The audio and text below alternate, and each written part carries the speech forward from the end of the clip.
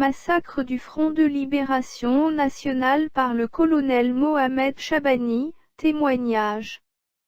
Réponse aux critiques d'anciens officiers de la Wilaya 6. Auteur, Simozra Gamed.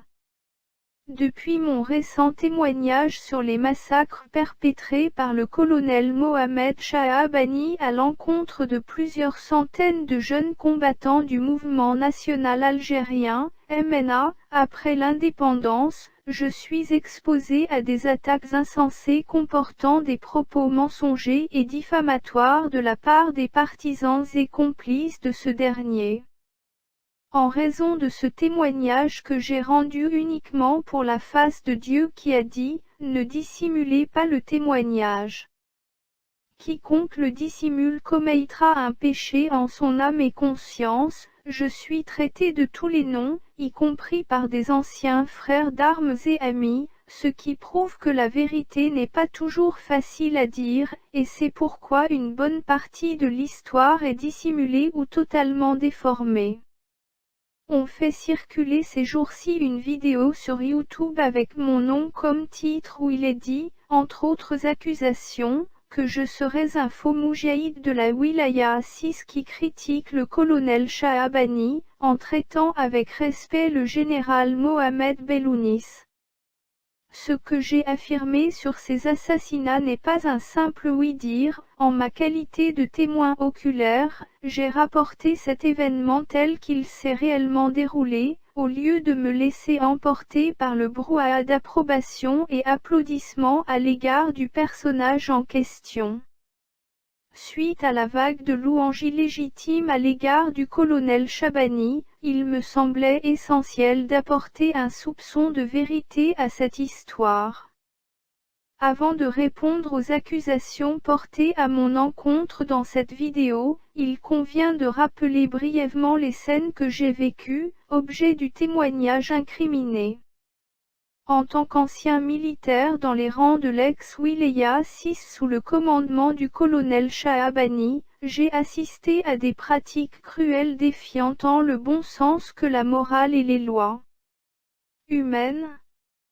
Il faut noter qu'en dehors de l'ALN, Armée de Libération Nationale, il y avait des maquis constitués d'anciens messalistes du mouvement national algérien, MNA, et opérant sous le commandement de chefs militaires dont Abdallah Selmi, Bachir Lagouati et bien d'autres.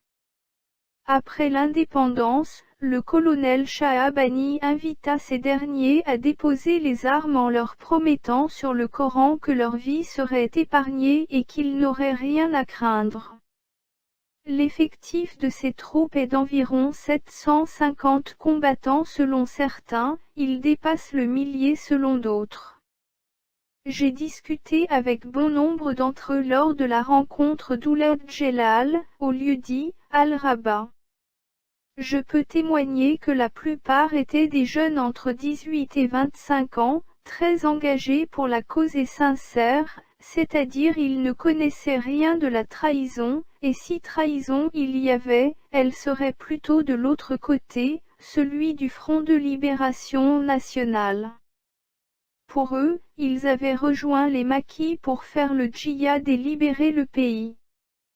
Lors des rencontres de réconciliation, il a été convenu que ces troupes, du MNA, devaient soit continuer leur carrière dans les rangs de l'ALN, Armée de Libération Nationale, pour ceux qui le désirent, soit déposer les armes auprès des régions et des secteurs de la Wilaya 6. Mais, aussitôt les armes déposées, ces jeunes militaires et leurs chefs furent atrocement exécutés sans procès ni jugement suivant des ordres secrets donnés par le colonel Chabani, et ainsi plusieurs massacres furent perpétrés dans les camps et les casernes de la Wilaya 6. J'ai malheureusement assisté à des lynchages à l'occasion desquels j'ai eu des problèmes à cause de mon refus d'y participer. Il y a eu plusieurs centaines de morts,